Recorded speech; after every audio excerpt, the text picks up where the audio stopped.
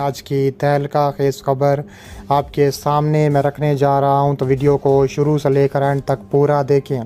नाज़रीन ग्रामी, चीन का वाटर बम प्लान भारत को ले डूबा। चीन ने भारतीय दरियाओं का कंट्रोल संभाल लिया। भारत की 7 रियासतें और 30 शहर शदीद खतरे में। दूसरी जानिब चीन ने लद्दाख में भारत के खिलाफ ऐलाने जंग करते हुए बड़ी तबाही फेरने का ऐलान कर दिया।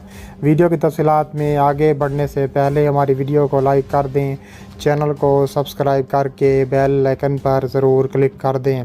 नाज़रीन ग्रामी, बड़ी ब्रेकिंग न्यूज़ आपके सामने मैं रखने जा रहा हूं कि चीन का वाटर बम हिमालय के पहाड़ों में भारत को ले डूबा है। तफसीलात के मुताबिक चीन एशिया में एक बलाई दरिया की रियासत होने के नाते मैंगफून इस दरियाओं को रोक रहा है, जो एशियाई थाईलैंड, वियतनाम, लाओस और कम्बोडिया से ममालिक को मुतासिर करता है।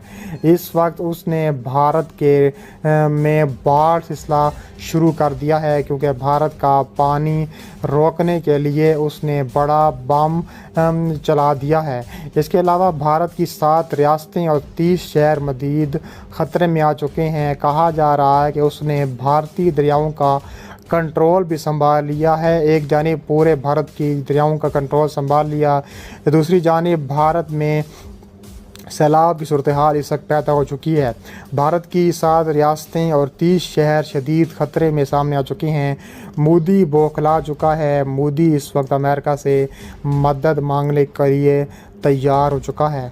तफसीलात के मुताबिक इसके अलावा इंडिया की फ़ौज ने BBC को बताया है कि चीन की लिबरेशन आर्मी के दस्ते अरुणाचल प्रदेश तवांग सेक्टर में दाखिल हो चुके हैं, जिसके बाद इंडिया के जवाबी कार्रवाई का इंतज़ार करना चाहिए।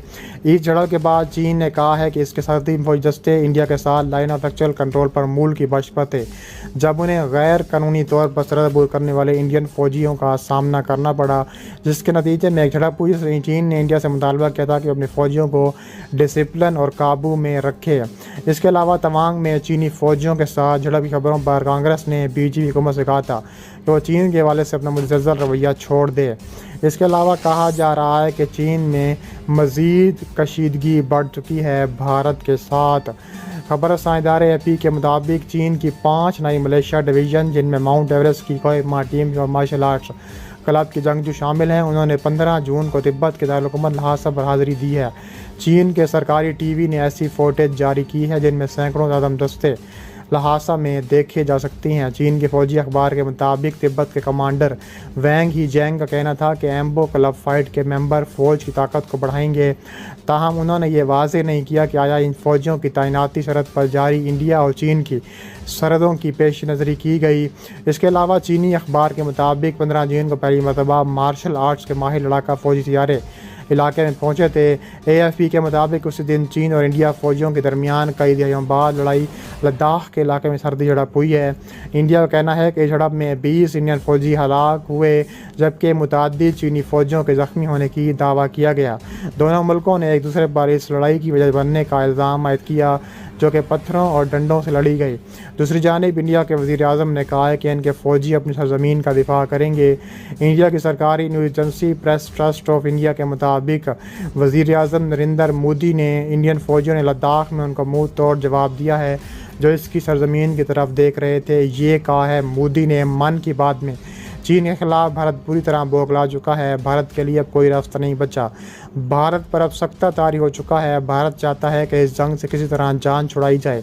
भारत मौके का फ़ायदा उठा रहा है। चीन को इतला मिल गई।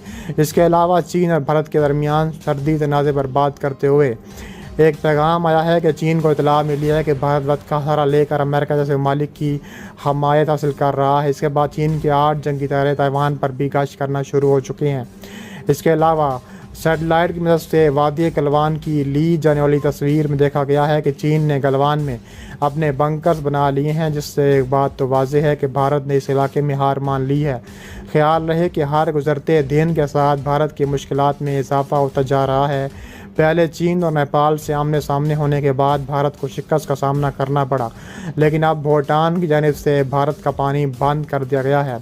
इसके अलावा कहा जा रहा है कि बड़ी खबर लद्दाख से मज़ीद निकल कर आ रही है कि इंडिया के मरकज़ी रहनुमा का कहना है कि भारत पूरी तरह शिकस्त खा चुका है। भारतीय फ़ौज अब चीन के कदमों में गिर चुकी है और कहा जा रहा है किसी वक्त चीन पूरे अरुणाचल प्रदेश पर कब्ज़ा कर सकता है। चीन के साथ अरुणाचल प्रदेश की कभी भी कोई सरहद नहीं रही। अरुणाचल प्रदेश की सरहद तिब्बत के साथ है और भी हम इसी चीज़ को तस्लीम करते हैं। मैकमोहन लाइन का एहतराम किया जाना चाहिए। चीन ऐसा नहीं कर रहा। चीन जिस तरह खित्ते पर कब्ज़ा करने की कोशिश करता रहता है, ये अरुणाचल प्रदेश के लोगों के लिए दुख की बात है। एरन के मुताबिक चीन की मुसलसल बढ़ती हुई दरअंदाजी की कोशिशों के पीछे एक बड़ी वजह गालिबन अरुणाचल प्रदेश में बुनियादी ढांचे को बेहतर बनाने के लिए इंडिया की जानिब से माए मंसूबे शुरू करना है। वो कहते हैं कि चीन अरुणाचल प्रदेश सरहद के साथ अपने इलाके में इंफ्रास्ट्रक्चर तामीर कर रहा है। हमारी जानिब इंफ्रास्ट्रक्चर की कमी रही है, लेकिन अब इंडिया भी इसी तरह काम कर रहा है। बॉर्डर रोड्स का सड़कें बना रही हैं और बहुत से मंसूबे सामने आ रहे हैं। इसके अलावा इंडिया ने अरुणाचल प्रदेश में इंफ्रास्ट्रक्चर तामीर करना शुरू कर दिया है जब उसने देखा कि वो बहुत पसमानदा है। ये चीन जिसने अचानक मशरकी लद्दाख में इजाफी दस्ते लाकर एक नई सूरत हाल पैदा कर दी, इसलिए पूरी सूरत को लाइन को देखना होगा। उनका कहना था कि हम ये नहीं सोच सकते कि वो मशरक़ में पुरसुकून और मगरब में गुजाराना है।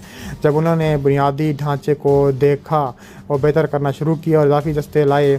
मशरक़ी लद्दाख की वादी गलवान की झड़प के बाद इंडिया ने भी लाइन ऑफ एक्चुअल कंट्रोल पर अपनी फ़ौजी ताकत बढ़ा दी। इसका असर अरुणाचल प्रदेश में हुआ। ख्याल किया जाता है कि इंडियन फ़ौज बहुत कम वक्त में बड़ी तादाद में फ़ौजियों को जमा करने में कामयाब रही। इसके बाद इंडिया और चीन की सरहद पर इस तरह के वाक़यात में इजाफ़ा हुआ। मशरक़ी लद्दाख के हालात की वजह से पिछले 2.5 सालों में ऐसा कोई वाक़या हमारे इल्म में नहीं आया। ये ताज़ा तरीन वाक़या अरुणाचल प्रदेश में हुआ है जो परेशान कुन है, लेकिन हमारे फ़ौजी भी तैयार हैं। मैं कहूँगा वो पहले से बेहतर तौर पर तैयार सामने आई हैं। इनके मुताबिक ये कार्रवाई बहुत सोच समझ कर की गई है। चीन ने इस इलाके में इजाफी फ़ौजें तैनात शुरू कर दी हैं और किसी वक्त जंग का इम्कान है। स्ट्रेटजिक सतह पर हालात खुशगवार नहीं हैं। हमें तैयार रहना होगा, हमें हर वक्त चौकन्ना रहना होगा, क्योंकि ऐसे वाक़यात किसी भी वक्त हो सकते हैं।